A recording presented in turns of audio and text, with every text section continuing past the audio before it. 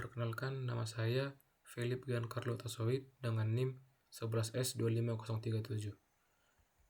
Di video kali ini, saya akan mempresentasikan hasil analisis pada studi kasus di bagian 3.1, yaitu studi kasus.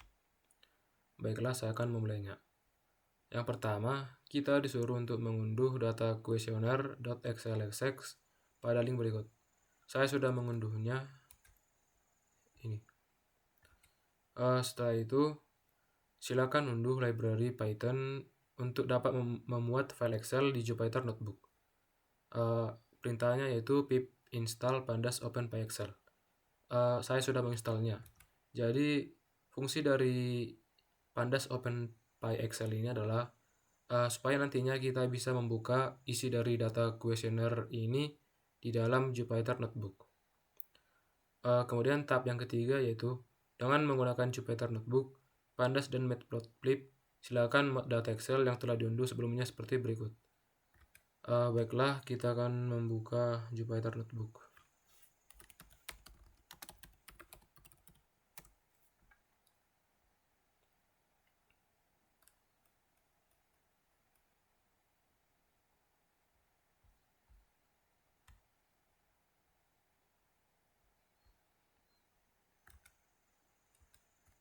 Jadi di sini kita disuruh untuk memasukkan code yaitu import pandas spd, kemudian df sama dengan pd.create_excel buka kurung data questionnaire.xlsx, kemudian df.head buka kurung tutup kurung.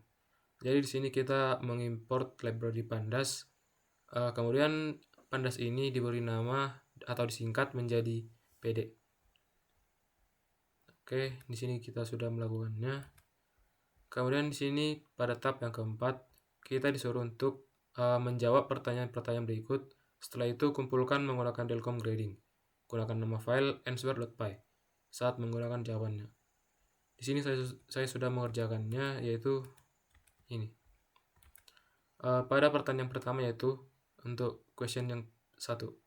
Pada kuesioner dari keseluruhan data, skala mana yang paling banyak dipilih oleh partisipan? Sertakan jumlah dan persen. Jadi jawabannya adalah skala yang paling banyak dipilih oleh partisipan adalah S.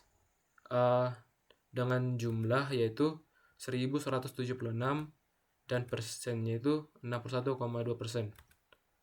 Pertanyaan yang kedua, pada kuesioner dari keseluruhan data, skala mana yang paling sedikit dipilih oleh partisipan? Sertakan jumlah dan persen. Jadi, skala yang paling sedikit dipilih oleh partisipan adalah STS. Dengan jumlah 4 dan persennya itu yaitu 0,2. Kemudian pertanyaan yang ketiga. Pada kuesioner dari pertanyaan Q1 sampai Q17, pertanyaan mana yang pilihan skala SS atau sangat setuju paling banyak, sertakan jumlah dan persen.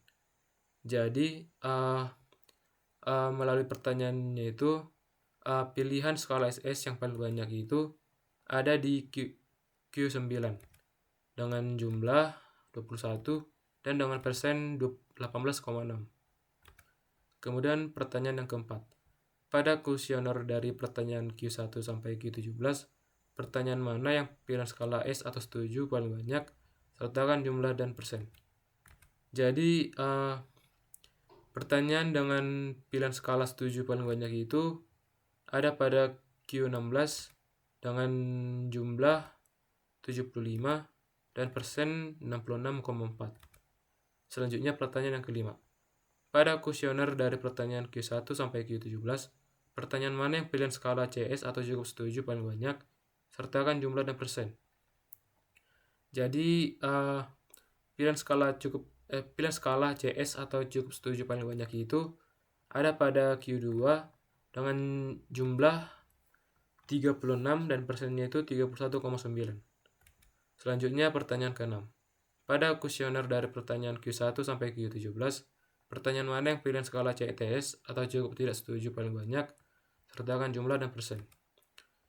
Jadi pilihan skala CTS yang paling banyak ada pada Q9 dengan jumlah 8 dan persennya itu 7,1. Kemudian pertanyaan ke-7. Pada kuesioner dari pertanyaan Q1 sampai Q17, pertanyaan mana yang pilihan skala TS atau tidak setuju paling banyak, sertakan jumlah dan persen. Melalui pertanyaan Q1 sampai Q17, pertanyaan dengan skala tidak setuju paling banyak itu ada pada Q12 dengan jumlah 8 dengan persen 2,7.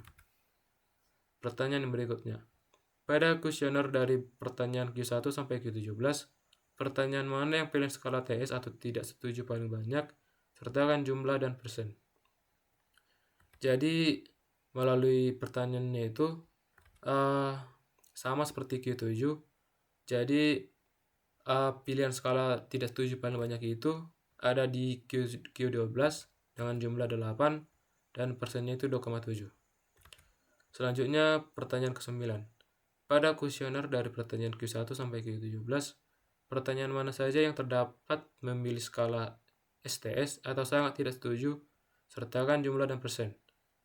Jadi pertanyaan mana saja yang terdapat memilih skala STS paling banyak itu ada pada Q1 dengan jumlah 0,9, Q2 dengan jumlah 0,9, Q2 dengan jumlah 0,9, Q9 dengan jumlah 0,9, dan Q11 dengan jumlah 0,9. Selanjutnya pertanyaan ke-10. Jika skala skor untuk masing-masing skala adalah 6, 5, 4, 3, 2, 1 untuk SS, S, CS, CTS, TS, STS, berapa skor rata-rata keseluruhan pertanyaan? Jadi jawabannya adalah 4,80. Jadi skor rata-ratanya adalah 4,80. Kemudian pertanyaan ke-11. Jika skala skor untuk masing-masing skala adalah 6, 5, 4, 3, 2, 1 untuk SS, S, CS, CTS, TS, dan STS, maka pada kuesioner dari pertanyaan Q1 sampai Q17, pertanyaan mana yang memiliki skor rata-rata tertinggi? Jadi pertanyaan dengan skor rata-rata tertinggi ada pada Q5 dengan rata-rata 4,95. Selanjutnya pertanyaan ke-12. Jika skala skor untuk masing-masing skala adalah 6, 5, 4, 3, 2, 1 untuk SS, S, CS, CTS, TS, dan STS, maka kuesioner dari pertanyaan Q1 sampai Q17, pertanyaan mana yang memiliki skor rata-rata terendah? Jawabannya adalah Q12 dengan skor rata-rata 4,59. Kemudian pertanyaan yang terakhir yaitu ke-13. Jika skala dikategorikan menjadi positif atau SS dan S, netral menjadi CS, dan negatif menjadi CTS, TS, dan STS, maka hitung jumlah responden dan persentase masing-masing kategori. Jadi jawabannya untuk positif yaitu positif sama dengan jumlah respondennya 1396, kemudian persentasenya 72,7. Untuk netral jumlah persentasenya ada sebanyak 471 dengan persentasenya yaitu 24,5. Dan yang terakhir negatif, jumlah respondennya itu ada di angka 54 dengan persentasenya yaitu di angka 2,8. Baiklah, di sini kita akan mencoba untuk melakukan Delcom grading.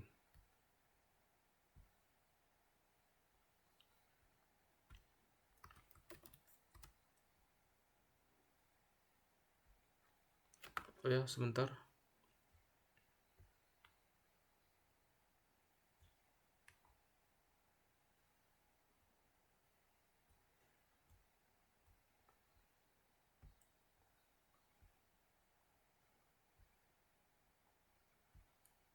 Oke.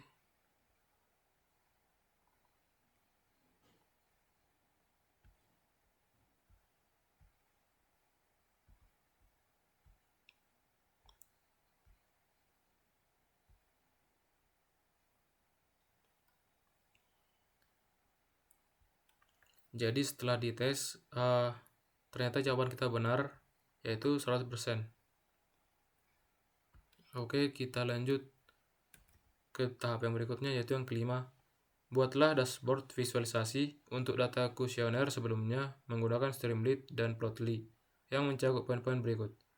Poin yang pertama yaitu bar chart untuk memperlihatkan distribusi jawaban kuesioner dari keseluruhan data. Kedua, pie chart untuk memperlihatkan proporsi jawaban kuesioner dari keseluruhan data. Yang ketiga, staggered bar untuk memperlihatkan distribusi jawaban per pertanyaan. Yang keempat, bar chart untuk memperlihatkan rata-rata skor per pertanyaannya. Yang kelima, bar chart untuk memperlihatkan distribusi kategori jumlah positif, netral, dan negatif. Dan untuk bonusnya, untuk implementasi diagram lainnya. Baiklah, di sini saya sudah membuatnya, yaitu di sini. Kita dapat membukanya di Jupyter. Yang pertama diminta untuk bar chart yang digunakan untuk memperlihatkan distribusi jawaban kuesioner dari keseluruhan data. Jadi untuk code-nya tanda pagar data kategori jawaban kuesioner. Kategori sama dengan STS, TS, CS, S, dan SS. Jumlah 12, 18, 25, 30, dan 15. Kemudian tanda pagar membuat bar chart. plt.bar buka kurung kategori, koma jumlah. Kemudian tanda pagar memberi judul dan label. plt.title distribusi jawaban kuesioner. plt.xlabel kategori jawaban. plt.ylabel jumlah jawaban. Kemudian tanda pagar menampilkan grafik. plt.show buka tutup kurung. Jadi setelah code ini dijalankan, dia akan muncul grafik seperti berikut. Grafik ini adalah distribusi jawaban kuesioner. Dapat kita lihat pada kategori jawaban, seperti contohnya STS, jumlah jawabannya ada sekitar 12, kemudian TS ada sekitar, bisa kita bilang 18 atau 17, dan lainnya. Kemudian kita lanjut pada pie chart. Pie chart ini digunakan untuk memperlihatkan proporsi jawaban kuesioner dari keseluruhan data. Untuk code-nya, tanda pagar data kategori jawaban kuesioner. Kategori STS, TS, CS, S, dan SSS. Jumlah sama dengan 12, 18, 25, 30, dan 15. Kemudian tanda pagar membuat pie chart. plt.pie buka kurung jumlah, label sama dengan kategori, auto pitch sama dengan %1, titik 1 F %, start length sama dengan 90. Kemudian tanda pagar memberi judul. plt.title proporsi jawaban kuesioner. Kemudian tanda pagar membuat pie berbentuk lingkaran. plt.axis buka kurung equal. Dan yang terakhir tanda pagar menampilkan grafik. plt.show buka tutup kurung. Setelah dijalankan akan muncul grafik seperti berikut. Jadi ini adalah grafik proporsi jawaban kuesioner. Dapat kita lihat seperti contohnya STS ada 12,0%, SS ada di angka 15,00%, dan S ada di angka 30,0%. Kemudian kita lanjutkan pada grafik yang berikutnya, yaitu stack bar. Stack bar ini digunakan untuk memperlihatkan distribusi jawaban per pertanyaan. Untuk code-nya dapat kita lihat yang pertama yaitu tanda pagar data pertanyaan. Pertanyaan sama dengan Q1, Q2, Q3, Q4, dan Q5. Distribusi jawaban per pertanyaan STS 21321, TS 32232, dan lainnya. Kemudian membuat stack bar. plt.bar pertanyaan, STS, label sama dengan STS. plt.bar pertanyaan TS sama dengan bottom sama dengan STS, label sama dengan TS, dan lainnya. Kita lanjutkan saja. Kemudian tanda pagar memberi judul dan label. plt.title buka kurung distribusi jawaban kuesioner per pertanyaan tutup kurung. plt.xlabel buka kurung pertanyaan tutup kurung. plt.ylabel buka kurung jumlah jawaban tutup kurung. Selanjutnya menampilkan legenda. plt.legend buka kurung tutup kurung. Kemudian menampilkan grafik. plt.show buka tutup kurung. Setelah dijalankan akan muncul grafik seperti berikut. Grafik ini adalah distribusi jawaban kuesioner per pertanyaan. Dapat kita lihat untuk warna biru itu dia menandakan STS, untuk warna oranye untuk STS, hijau untuk CS, merah untuk S, dan ungu untuk SS. Kemudian kita lanjutkan ke grafik yang berikutnya, yaitu bar chart. Bar chart ini digunakan untuk memperlihatkan rata-rata skor per pertanyaan. Kemudian untuk code-nya yaitu data pertanyaan. Pertanyaan sama dengan Q1, Q2, Q3, Q4, dan Q5. Rata-rata skor per pertanyaan. Rata-rata sama dengan 3,8, 4,1, 3,6, 3,9, dan 4,2. Membuat bar chart. plt.bar buka kurung pertanyaan, rata-rata, tutup kurung. Kemudian memberi judul dan label. plt.title buka kurung rata-rata skor per pertanyaan, tutup kurung. plt.xlabel buka kurung pertanyaan, tutup kurung. plt.ylabel buka kurung rata-rata skor, tutup kurung. Kemudian menampilkan grafik. plt.ylim buka kurung 0,5. Kemudian plt.show buka tutup kurung. Setelah dijalankan akan muncul grafik seperti berikut. Ini adalah grafik rata-rata skor per pertanyaan. Dapat kita lihat contohnya pada Q1 rata-rata skornya itu ada di angka dapat kita katakan 3,8. Pada Q2 ada di angka sekitar 4,1.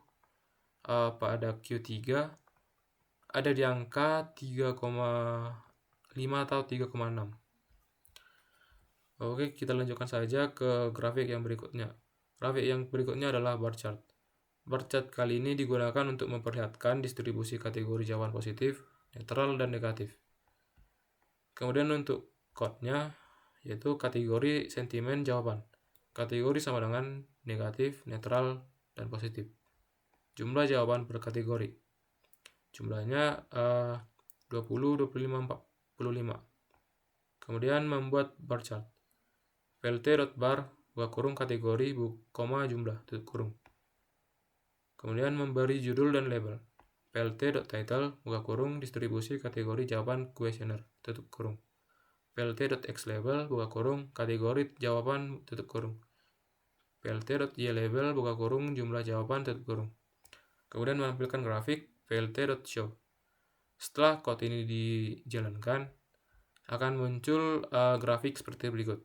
Grafik ini adalah distribusi kategori jawaban kuesioner. Di sini kita dapat melihat contohnya negatif. Jadi di kategori jawaban negatif ini jumlah jawabannya ada 20, kemudian untuk netral ada sekitar 25, dan positif ada sekitar 45. Kemudian kita lanjutkan ke grafik yang berikutnya, ada line plot. Line plot ini digunakan untuk distribusi jawaban per pertanyaan. Untuk code-nya, daftar pertanyaan sama dengan Q1, Q2, Q3, Q4, Q5. Distribusi jawaban per kategori. Untuk STS ada 2, 1, 3, 2, 1. TS 3, 2, 2, 3, dan 2. CS ada 5, 4, 3, 4, 3, dan seterusnya. Kemudian membuat line plot. plt.plot pertanyaan, STS, marker sama dengan O, label sama dengan STS. plt.plot pertanyaan, TS, marker sama dengan 0, label sama dengan TS. Begitu juga berikutnya. Kemudian kita lanjutkan pada judul dan label. plt.title buka kurung distribusi jawaban per pertanyaan, tutup kurung. plt.xlabel buka kurung pertanyaan, tutup kurung. plt.ylabel buka kurung jumlah jawaban, tutup kurung. Kemudian menampilkan legenda. plt.legend buka tutup kurung. Menampilkan grafik. plt.show buka tutup kurung. Setelah code-nya ini dijalankan akan muncul grafik seperti berikut. Jadi grafik ini adalah distribusi jawaban per pertanyaan. Seperti yang dapat kita lihat, untuk yang warna biru itu ditandai sebagai STS, warna oranye untuk TS, warna hijau untuk CS, warna merah untuk S, dan warna ungu untuk SS. Oke, selanjutnya kita akan mencoba untuk membukanya melalui Streamlit.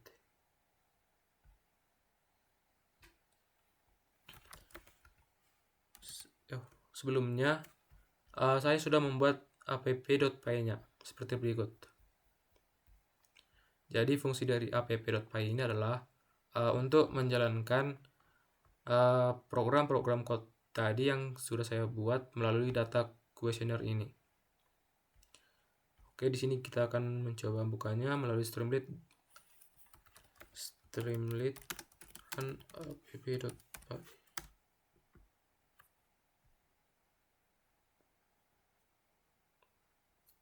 Oke, dapat kita lihat ini adalah dashboard analisis questionnaire. Ringkasan utama. Total responden ada 999 dengan jumlah pertanyaan 17. Rata-rata skor global 3,84 dan jawaban dominan adalah S atau setuju. Dapat kita lihat pada grafik yang pertama ada distribusi jawaban keseluruhan. Ada setuju dengan jumlah 1176, ada CS dengan jumlah 471, ada jawaban SS dengan jumlah 220, ada STS dengan jumlah 4 dan TS dengan 21. Kemudian di sini ada pie chart-nya, yaitu untuk warna biru ini dia adalah S atau setuju dengan jumlah 62,2%. Warna abu-abu menandakan CS atau cukup setuju dengan total 24,9%. Ada warna hijau untuk SS dengan total 11,6%.